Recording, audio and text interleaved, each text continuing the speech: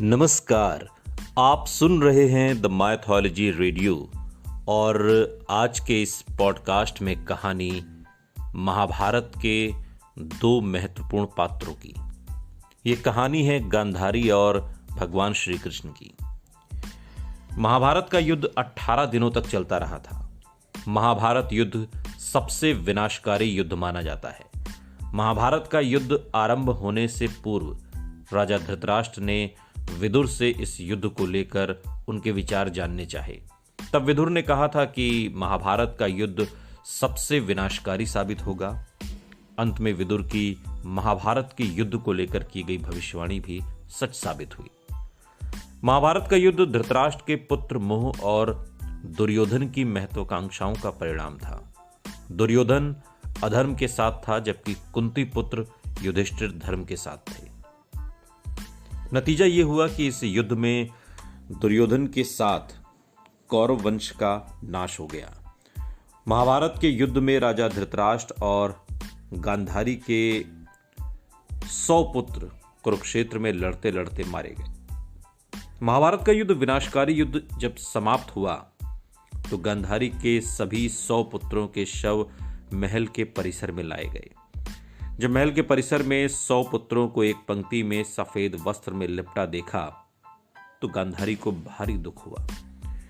वो वहीं विलाप करने लगी और इसी बीच वहां पर श्री कृष्ण आ गए। भगवान श्री कृष्ण गांधारी का बहुत आदर और सम्मान करते थे। श्री कृष्ण शोक व्यक्त करने के उद्देश्य से जब गांधारी के पास पहुंचे तो श्री कृष्ण को देख गांधारी को क्रोध आ गया। विलाप कर रही गांधारी ने रोते रोते ही श्री कृष्ण से कहा कि यह सब तुम्हारा ही किया हुआ है। गांधारी ने श्री कृष्ण से कहा कि श्री कृष्ण, यदि तुम चाहते तो इस युद्ध को टाल सकते थे, लेकिन तुमने ऐसा नहीं किया। गांधारी ने श्री कृष्ण से कहा कि इस कृत्य के लिए तुम्हें कभी माफ नहीं करूंगी। श्री कृष्ण दोनों हाथों को जोड़कर गांधारी की सभी बातों को धैर्यपूर्वक सुनते रहे।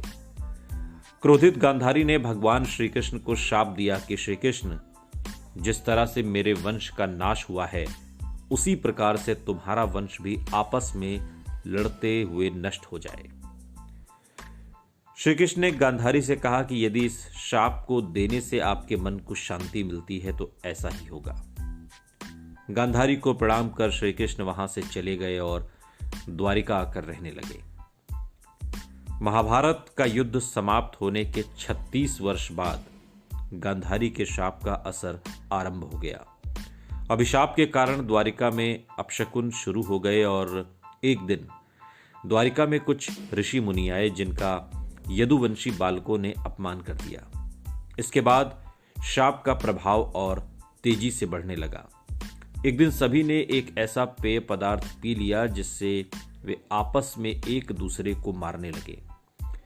इस घटना में भगवान श्री कृष्ण और कुछ अन्य लोग ही जीवित बच सके। एक अन्य कथा के अनुसार एक गृह युद्ध में सभी यादव प्रमुखों की मृत्यु हो गई। इसके बाद भगवान श्री कृष्ण ने द्वारिका छोड़ दी। भगवान श्री कृष्ण समझ गए कि शाप को पूरा करने का समय आ गया है और एक शिकारी का तीर लगने के बाद भगवान श्री कृष्ण ने अपनी देह को त्याग दिया। इसके बाद द्वारिका भी सागर में डूब गई। सुनते रहिए द माइथोलॉजी रेडियो, सुनता है सारा इंडिया।